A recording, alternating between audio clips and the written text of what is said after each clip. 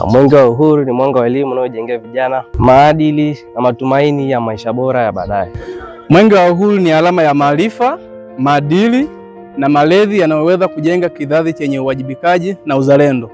Mwenge wa Uhuru ni wito wa kujenga jamii yenye afya bora, ustawi na huduma zinazomfikia kila mwananchi. Mwenge wa Uhuru ni chachu ya ukuaji wa uchumi, ubunifu na fursa zinazoinua maisha ya wananchi. Mwenge wa Uhuru ni alama ya amani, umoja na mshikamano ambao umeendelea kuwa msingi wa taifa letu tangu tupate uhuru. Maendeleo ya taifa hayajengwi na viongozi pekee, yanajengwa na kila mwananchi. Mwenge wa Uhuru unatukumbusha wajibu huo kila mwaka kwa kuhamasisha uzalendo, uwajibikaji na ushiriki katika maendeleo.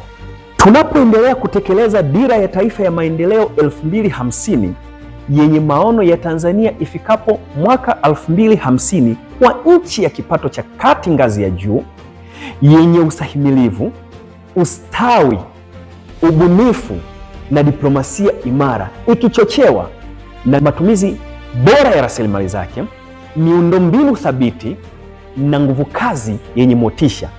Kila mmoja wetu ana nafasi ya kuchangia kufanikisha maono hayo.